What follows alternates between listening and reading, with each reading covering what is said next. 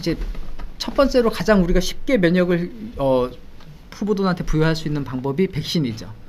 그래서 사실 이제 백신 자체 PRS도 마찬가지지만 백신 자체가 백신을 했다고 해서 이 돼지 후보돈의 감염 자체를 막아주는 건 아니죠. 완벽한 건 완벽하게 아니죠. 방어를 하는 건 아니지만 이 백신에 의해서 면역을 형성하면은 이 후보돈 자체의 임상 증상하고 배설량이나 배설 기간을 줄여주는 데는 효과가 있어요. 맞습니다. 그러다 보니까 어떻게 보면 현실적으로 우리가 면역 획득을 할 수 있는 방법 중에 가장 이제 현실적이고 이제 우리가 농장에서 적용할 수 있는 방법으로 가장 쉽게 선택하는 게 이제 백신 접종이 되는 거죠.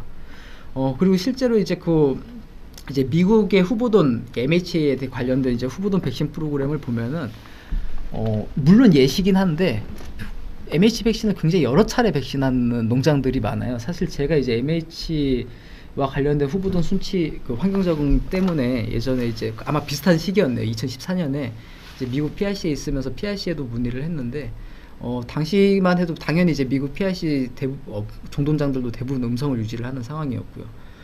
이 MH에 대한 환경 적응을 어떻게 하는 게 좋냐라고 문의를 했는데 PRC 자체도 기본적으로 선택하는 방법은 이제 백신이었고요. 그리고 그때 당시 얘기한 거는 이제 이 후보돈 자체가 이제 교배사 들어갈 때까지 4번의 백신을 얘기를 했어요. 어린 돼지들이 오면은 처음에 어린 자돈시기 때 2번 백신을 하고 우리가 후보돈으로 이제 교배 이제 번식사로 입식하기 전에 또 2번 백신을 하는 걸 권장을 하더라고요. 그럼 지금 여기 슬라이드에서 보시는 것처럼 후보돈에 대해서 태어나서 네. 첫 종부가 있기 전까지 지금 이 자료상에서는 5회 유행성 폐렴 백신을 접종하고 있는데 이게 실제로 이렇게까지 많이 하고 있는 농장이 있다는 말씀이네요. 일단은 저 말씀드렸다시피 이거는 미국에 있는 예시죠. 네. 예시인데 말씀드렸다시피 후보돈 측면에서 보더라도 이제 이렇게 백신을 이용해서 면역을 획득하는 거를 권장을 하고 실제로 제가 이제 우리나라에서도 이제 PS 농장에 이제 후보돈과 MH와 관련해서 후보돈에 대한 이제 통제 방법은 기본적으로 백신이에요. 저희가 사실 다른 백신보다도 좀 더 중요하게 후보돈에 대해서 중요하게 생각하는 게 이제 MH 백신이고요. 사실은 아마 제가 이제 기술 지원 가는 농장들 대부분이 이제 그 얘기를 들으셨을 텐데 다른 백신보다 1차적으로 사실 MH 백신을 이제 입식 이후에 최대한 빨리 접종을 해달라고 합니다. 그렇게 하고 그리고 기본적으로 2회 이상 백신을 해달라고 하고요. 이게 사실 다른 질병들은 농장 상황에 따라서 저희가 어느 정도 이제 상황에 따라서 다르게 적용을 하긴 하는데 MH 같은 경우 특히 이제 저희가 음성 종농장이 많기 때문에 음성 후보돈이 양성 농장으로 들어갈 때는 기본적으로 MH 백신을 꼭 해달라고 권장을 하고요. 그리고 실제 아까 제가 MH 관련해서 처음에 얘기할 때 초산돈들만 이제 임신사 가서 계속 기침을 하는 사례들을 말씀을 드렸잖아요. 네. 이게 백신을 했을 때랑 안 했을 때랑 실제로 차이가 커요. 그러니까 저희가 MH 백신을 좀 후보돈에 대해서 자꾸 접종을 해달라고 하는 이유도 결국에 그 후보돈이 이제 농장에 가서 교배 임신사에서 분만사까지도 되죠. 기침을 하고 한다는 얘기는 농장에서 얘가 이 후보돈, 이 초산돈 돼지가 계속해서 배설을 하고 문제를 일으킬 수 있다라는 부분인데 이제 이 부분을 백신을 했을 때 실제 눈에 보이는 이제 임상 증상 자체를 줄여주는데 이제 상당히 효과를 보고 있습니다. 그래서 이제 그 부분에서는 후보돈에서 백신을 접종을 해달라고 이제 농장에 꼭 이제 말씀을 드리는 상황이고요.